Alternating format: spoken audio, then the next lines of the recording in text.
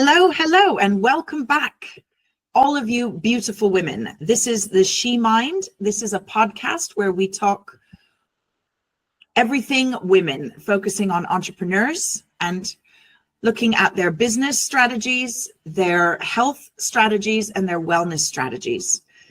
We have real women with real issues, real success stories, real talk, real challenges, and real strategies that we can put in place in order to benefit ourselves. I am Tirza Elise. I am the host of the She Mind, and I am very, very lucky to be sat across today from Meg.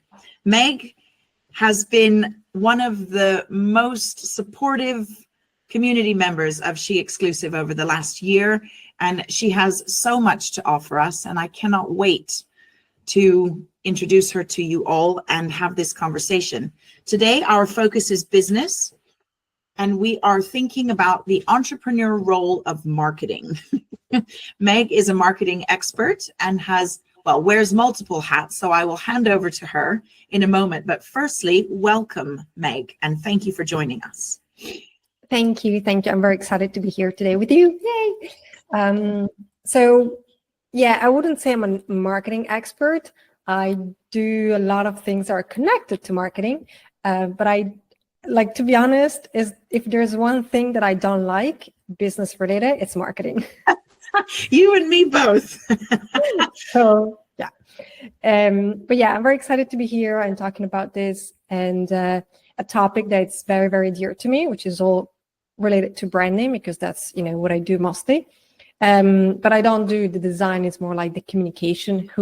How do we communicate who we truly are? Mm-hmm. And so the marketing comes in when, you have to communicate it to the world, and marketing is just a fancy word to say communication, right? Yes. That's a beautiful little thing to pick up on. There's a bit to unpack there, because I think for some of us lay people who haven't had that as our past, marketing to me just feels like it's everything. Whereas you've really separated it. So there's the branding, there's your voice, and then there's how you communicate it to people, which is a really great thing to remind ourselves of, entrepreneurs, when you're listening. When you're doing your planning, you need to think about that difference. And I guess it goes back to our vision and our essence and who we are. That's the bit around our branding, I guess, right? And our voice and our personal brand or our company brand. And then the marketing bit is just the sort of step-by-step to communicating that to the world. Am I on the right track? Yes. So the way I talk about it is, think about a body, right? So the soul is the brand, which is what gives you the vision, the direction, the values, like what's inside of it, what really makes it alive. And then the body is the whole design part. So what people see. So the logo, the colors, the website, all of that is the body, what you're wearing. And then when you talk, that's your voice. That's what you're saying, what's inside in that soul, and is getting outside into the world. Beautiful. Through your third chakra, if you want. That's the marketing. That's how you say to the world, this is who I am, beyond what they already say, right? Wonderful. What a really good analogy. I'm going to remember that. So today we are talking all things marketing, but in our previous conversation on our online networking women's group, the word authenticity came up.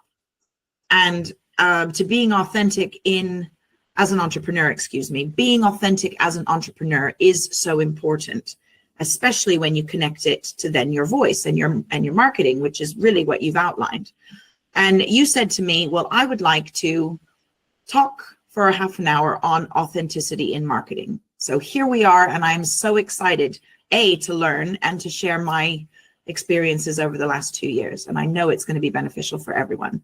So give us an initial thought of where we begin this conversation. What are the most important things to start with?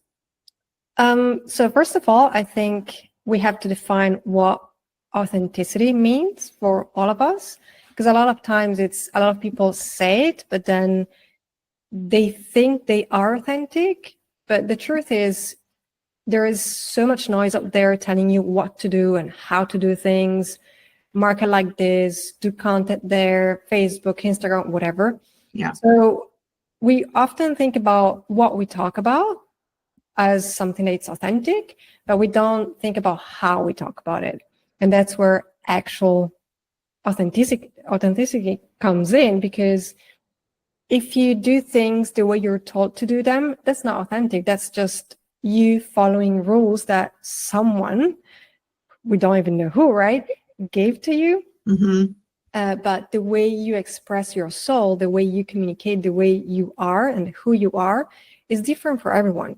So the way I approach branding with my clients, because I work in the strategy, not just, the design part, it's really about, okay, you have first to define who you are as a person, like what are your values, what really matters to you, why do you do what you do, what's the vision, what's the purpose? Because once you have something that drives you deeply from within, first of all, it's easier to just keep going when things don't go the way you want it to go, because you have a real desire, real motivation behind it. It's not just making money or, That's right. transactions. Mm-hmm.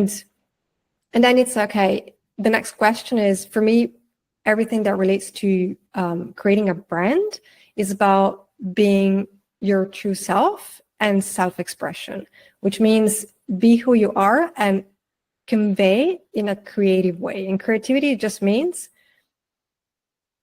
you as the whole complete holistic experience of your past, your hobbies, your personality, your values, like all the pieces that make you you.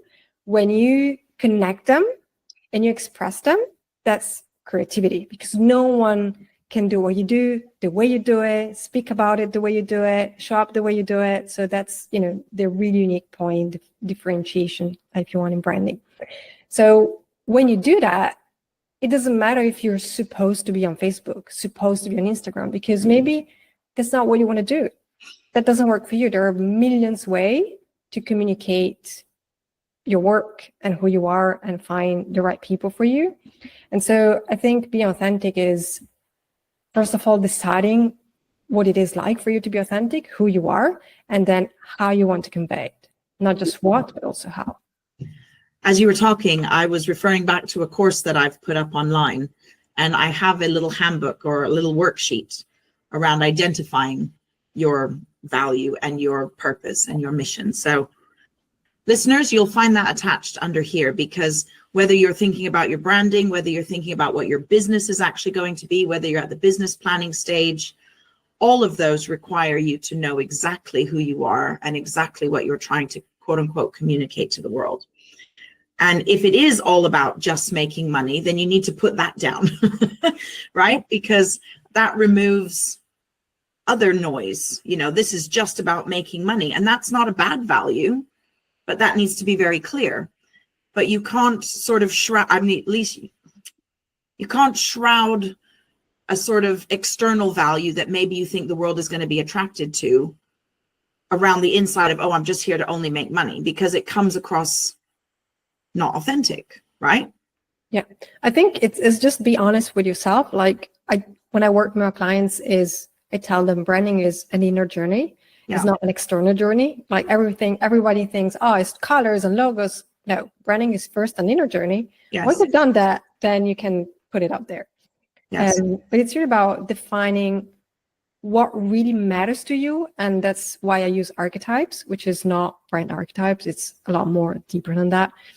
Because you have to be honest, you have to define what really matters, not because it's cool, because everybody says that, because, everybody says, I want to empower others. Really? Or is there something else? It's not a bad thing. It can be that you want to make money. That's it. Or it can be that you want to empower, or you can be that you just want to, I don't know. Make clothes. Who knows? Yeah, it doesn't matter. Like, as long as you're honest, you will find people who actually resonate with that. Even if it's just about money, some people, that's right, they have the same goal, the same vision, so it doesn't matter. That's right. So when you say archetypes, can you tell us a little bit more about that? What does that mean when you say I use archetypes? Tell me more. Yeah, so it's known in brand strategy that a lot of strategists use archetypes. And so these are usually defined as 12 main themes, if you want. So the hero, the caregiver, the ruler, all of them. But the way I approach it is really going into Jung psychology, which is an archetype is a undefined and also defined form. Subconscious patterns is just like we transmit trauma through generation, right? Yes. It's the same thing. It's just the subconscious patterns that keeps repeating. And so it's transferred through generation. So at some point, those patterns, we just recognize them more easily. They feel familiar, they feel safer, they have this emotional connection to them. And they can be infinite. So it's not just 12 themes. We use 12 themes to have a direction. There's so much more to it. It goes so much deeper. And what happens that those archetypes are usually representative, if you want, of the main drivers of the psyche, which is what keeps us alive as humans, the four driving forces in our lives.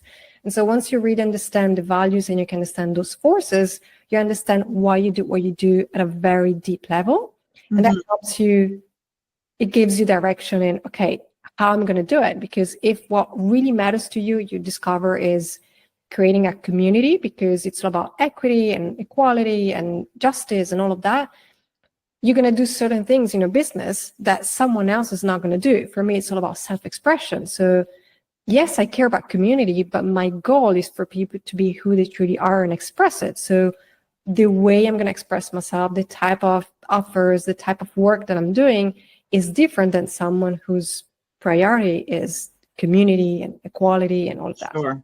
Yeah.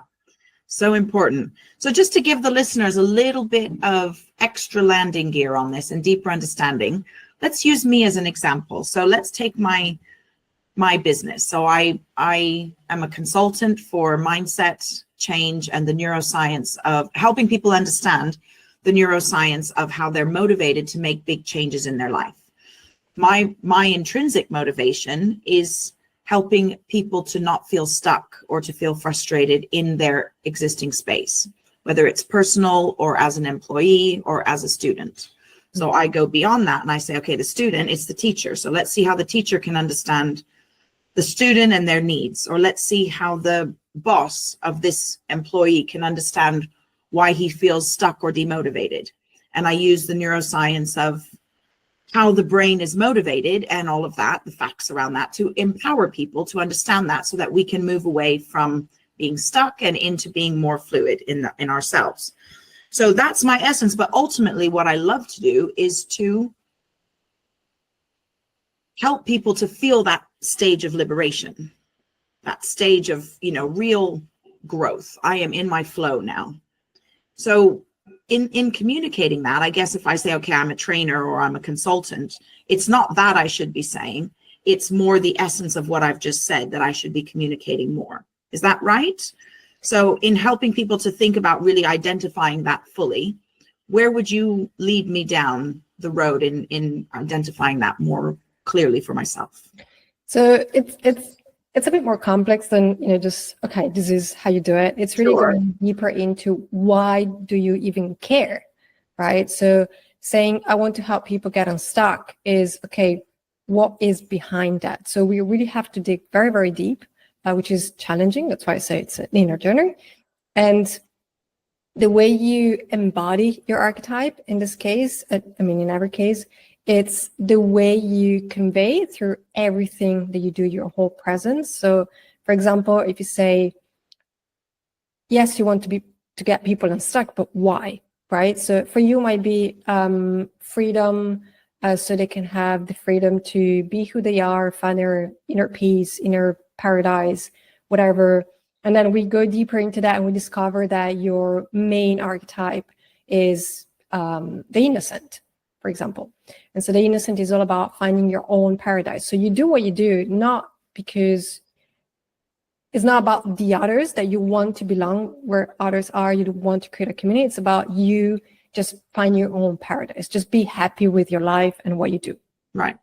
For me, it's probably more about people feeling really knowledgeable and powerful in order to be as successful as they can. So that's because maybe I needed that journey, right? Because I was disempowered a little bit in my youth. Yeah. So the question is always, why do you want to do it? Because a lot of people say, because I want people to feel. It doesn't matter what you want people to feel, me. it's how you want to feel, right? So in that case, is how do I communicate it? Is through everything you do. For example, okay, something that happens a lot in marketing, especially online, is pain points, right? Everybody say use pain points, but there's a huge problem with that people don't realize. That when you're in your pain, you're in a relationship, you're not happy with that relationship, and you're unhappy, you feel frustrated, you feel unloved, and you talk to people about that, you're feeling unloved, you feel lonely, you feel, you put so much effort into this relationship, it's not working out. When you were in pain, when you were in that situation where you felt pain, how long did it take for you to take action and get yourself out of that? For me, 7 years. Right. So it does take a long time. So what happens is that you are in pain. You don't go out in the world and take action and change your life and do the things. You sit on your couch and scroll Facebook. You scroll Instagram. When you get on social media, the mindset you have, the mental state you're in is not empowered. Almost never. It's very rare that you go on social media because you feel like you want to change the world, right? Usually you go because you're avoiding something, you're procrastinating, you're whatever. Yes. And so when we learn to target pain points, we target that person who's in that mental state and who's in a phase where they're not happy, but they're not ready to take action.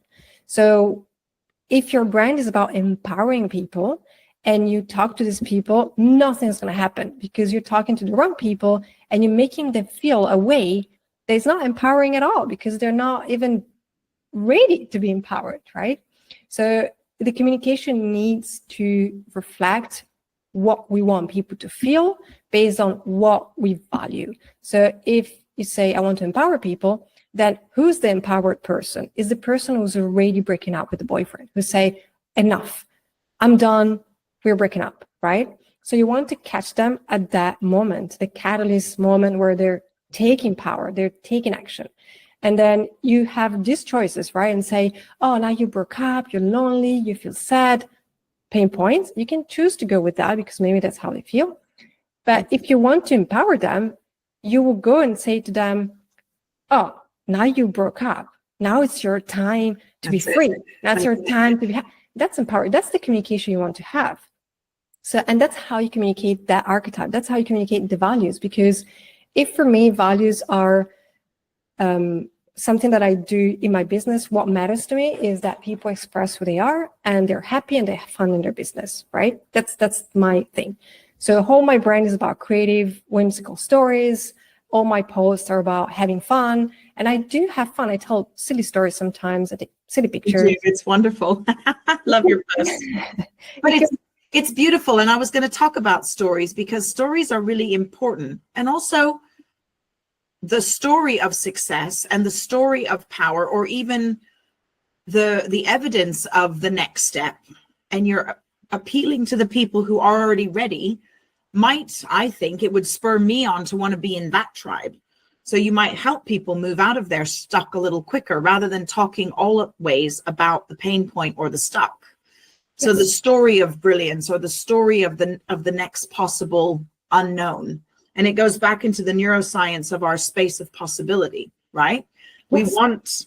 We want something different, but if we don't have a clear idea of what different could look like, it's hard for our brain to make that jump over the ravine into the new, right? Exactly. Yes. And that's why pain points don't work, because we don't know what we want. We know what we don't want. That's it. But we're stuck. So the easiest way, the way I suggest people to do it, is to focus on the clients who are already know what they want, because they're going to pay, they're going to do the work, they're going to come and say, yes, I've broken up, I'm going, and they're ready. And then you can create more marketing, more content for those who are still stuck. So you can start moving through those steps because you're encouraging, empowering them. But don't, if you want your business to thrive, don't sell to people who are still in those pain points, because it's a long process. And I say that because most of my clients are in the wellness health space. And so they deal with people with anxiety, depression, whatever problem. So it can take years. So I tell them, don't focus on them, because you don't know how long it's going to take. It's something personal. That's it. So it's important that we help people see, like, they know what they want, which is when they take action, but they don't have that clarity. So stories help them visualize better. Mm-hmm. And the way I approach stories, which is very important, is not very much talked about, but it's also the neuroscience of how we tell stories. It's about through the senses. So when you can use metaphors and you can involve all the senses in those stories and those metaphors, the brain is really hooked. Like, the subconscious can create those narrative, those emotional associations to the result they want, the path that they're in, and also your own brand. So every time they have this vision of something, the sensation, a smell, a taste, something, whatever, it's going to remind them of you and what's possible for them. And not only is going to reinforce them to move and take action, but also is going to reinforce the connection between you and them. So it's, it creates better relationships. Beautiful. And already my brain was going a little wild with how to put sensory into a piece of text. But there's a beauty in that. And obviously I love writing, and I was a storyteller when I was a teacher in school. Everyone knew that the story witch would show up every day, and Mrs. B would disappear and the story witch would come. So I think it's beautiful. We think of telling stories, we think about it if you're a writer, or we think about it if you're a teacher. But actually putting that concept into branding and into marketing is beautiful, because that's where we can really let our authenticity come to life. And if we think about including all the senses into that journey, into that story, into that imagination opportunity for people, we're really going to win, I think. And that's probably why I love reading your posts, because you can really come alive in your own brain about what you're saying. Yes. What a great tip. What a great tip. Yeah, it's really about immersing people in that story, whatever story it is. It doesn't have to be anything, a whimsical story like I do, or it can be just a normal story about your day or whatever, but really make it come alive. And if you read books, that's how we do things. Even talking metaphors, we use it at least about 6 metaphors per hour. We use it all the time. It's how the brain, the subconscious, understands the word. So a lot of time people get like, oh, this sounds so complicated. No, we do it naturally. We just don't think about, when it comes to marketing, we get all rigid for some reason. We stop doing things that we do in a normal way, which is why I say this is about being authentic. It's just communicating the way you would communicate to your friend. Just, even selling is the same principle. Like, it's just telling someone something that can be helpful, as you would with friends and family or whatever. And you wouldn't go and say, oh, you're suffering, right? Your life is shit right now, isn't it? You wouldn't do that. Yes, I want to be reminded of that every day. Thank you very much. Right? You go to your friends and you have a different way of talking to them and say, hey, I know what you're going through, but you could do this, and think about the vision. Think about how you're going to feel when this is over. And, you encourage, empower them. You take them out. You go for a fun walk, whatever. And what I tell my clients is just do the same in your marketing. Like, it's the same. Pretend that you're just having a diary for your friends or whatever, writing a letter to your friends. So it's just about, as I said, marketing is a fancy word for communication, having conversations, and that's it. So that kind of really takes a bit of a weight off of my shoulders, although I've heard this from you before. It's really important to be reminded of it, because like you said, it becomes so loud from everybody who's telling you how to do it. And then you're trying to find a way that works for you. Actually, probably what attracted you to that person in the first place is maybe because they said something in their authentic way. And then you're thinking, oh, I need to be like them. Well, no, you don't. You just need to be like you, and somebody that you need to attract will come to you. So that's just beautiful, Meg. Thank you so much. That is amazing. So what's a real practical takeaway, just to sum this up for people? How could we give them 3 key steps to remember what you've said? I would say first, decide 5 values that you really, really want to convey. Okay. And then really sit down and try, I know it's not easy to forget the noise and, what you should be doing, but think of how you can really create something around those values. For example, if it's kindness, how can you create something that allows kindness to be perceived through your marketing. You know, what something that you can do. It's not just about writing about or going live. Something that you can do, you can put into action. And then a suggestion that might be controversial, but is get away from social media. Even if you want to keep posting, even if you want to be there, that's fine. But put all the blocks that you need to put. Don't scroll. Stop listening to people. Stop doing what you should be doing. Just when you create space and you step away from the bubble, you're going to have clarity on what you actually want to do and how you want to do it. And that is so true. I mean, I can't agree with you more, because I have done that for the last sort of 3 months, just really pulled away. Because I initially went in, when I took my business online, I went full force into learning how to do an online business. So then the more you research, the more you study, the more pops up on your Facebook. And then you start thinking, oh, I need that, I need that, I need that. And then all of a sudden I'm just consumed with this mountain of noise on me, thinking, okay, well, where do I begin? And so about 2 months ago, I was just like, okay, stop. I've learned enough now. I've got enough in my head. Now I need to turn it on to what makes sense to me and what I'm going to choose to do. And it's made a difference. So thank you for saying that. And I know, like you said, it's controversial. I still put stuff up on social media, etc. But I don't listen as much to other things, because I'm telling myself now that I know. So I don't need to learn anymore. Even though I don't fully know everything, I have to tell my brain that it's enough and that I know, and I'm going to go and take the steps now. Yes. And then I take the steps of what I've learned. And then when I come to a little hole in the spot where I don't know, then I'll go research again. But I'm actually taking an active task to research rather than just listening to what's coming through my phone. Yes. It's interesting, because ever since I've done that about 2 months ago, there's less noise on my phone now. Yeah. I have blocks for social medias. I can only be there for up to 2 hours in total every day. And that includes all the social media, like everything.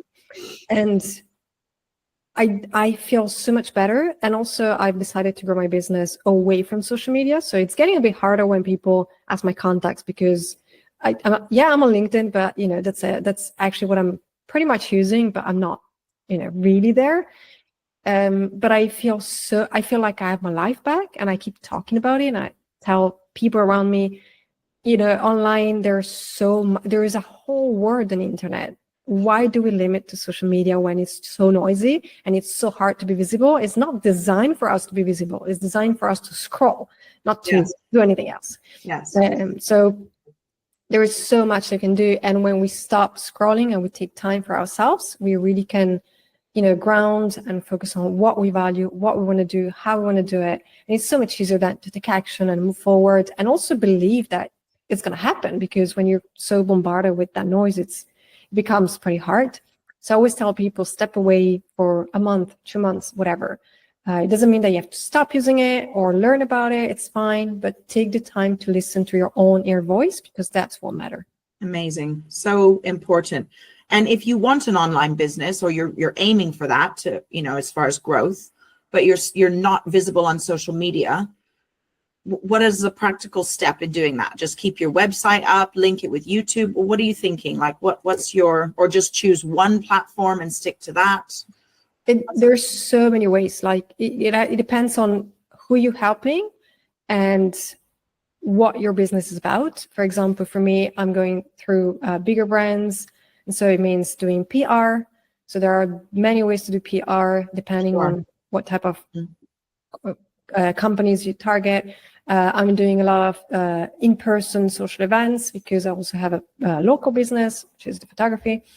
So it depends on what you do. There's so many ways, but you can do PR, you can do, you know, there are so many other platforms, there are so many other ways around social media that we don't realize, because we're just used to think that, yeah, everybody's on social media, and that's, you know. And because it's booming so much in the last year, it makes you think that that's the only way now. But you're right, there's not. It's not the only way. There's so many other ways to do it. Yeah, it just exploded between 2020 and 2022, and our behavior was to be a lot on social media, buy a lot on social media, because that's the whole social life that we had at some point. But now the behavior has changed. So we have to adapt our marketing as well, because people are not buying that much from social media. The reach is going down to barely 2%. So it was much, when I started, it was much easier. Like you had visibility, people were more open to buy on social media, connect, engage. Now it's not as much. People are looking more for in person, and they do different things. So the behavior as a society has shifted. So we also have to think about that. We can't just keep sticking to one thing when the whole world has moved on. So it's important to consider other options as well. So yeah. Wow, I have learned so much in the last half an hour, and I really hope that you listeners feel the same. She Exclusive is about taking bite-sized elements of all of our community members' brains and sharing it with each other. That's a big part of what we do, and I definitely feel we've achieved that in the last 30 minutes. So thank you, Meg. Thank you. And if anyone listens to this, or when you listen to it, put your comments in the bottom and share with us what it is that you are doing to be successful in your marketing, and let's get a conversation going. And just before we close, Meg, I just want to comment on the fact that you've also written a book recently, and it's, well, from what I've seen glimpses of and heard about, it's beautifully colorful, amazingly packed with images, and something that people wouldn't want to put down. I tell you that. It's not one of these books filled with thousands and thousands of words that you get lost in. You get lost in the pictures in a good way. Tell us a little bit about it, Meg, and tell people where they can get it and find it. Yes. So for now it's digital. Hopefully it's going to be printed soon. So not sure when, but for now it's there in digital. And so the book is not your usual business branding book. It's a whimsical story, of course. It's a traveling langoustine called Nacho's Campignon. So he managed to get away from a cooking pot. He met me, we encountered in the park, and then he drove me through the whole story. He met Kandinsky, he met Jung, he met a lot of cool people through the centuries. And he's the one explaining about how branding really works. And it's really about how do we create an experience that makes people feel amazing, or the way we want them to feel. And so we avoid all of this marketing stuff, the pain points that we're talking about. And how do we convey our archetypes through the storytelling? So how do we create stories using the senses? How do we create a color palette that conveys those values? How do we use images and sounds? And it's really how to create this whole brand, this whole experience in a holistic way, in a way that express who we truly are. And so in the book, everything we talked about is it's in the book pretty much, but it's fun. It's a light reading, but it's also very insightful. It has practical exercises step by step, which is the same that I use with my clients. So it's very practical. And it also has 36 mood boards that help understand better archetypes, so we can take inspiration from it. Sensory as well, so you have all the different sensations that go with each mood board, and color palettes. So it's very colorful. It's very fun, and yeah. Wow, that sounds like quite a journey, and I'd love to find out what's langoustine has to tell you. So what an exciting thing. Where can people find it? Is it up on Amazon at the moment, or? Not yet. So for now, it's my own website. It's digital from there, and it's going to be soon printed as well on that. I can't do it on Amazon as an ebook, for example, because it's so colorful. So it has to be colorful because it's about colors as well. So it's complicated as an ebook. So I can share my link. It's it's a bit.ly link. So bit.ly/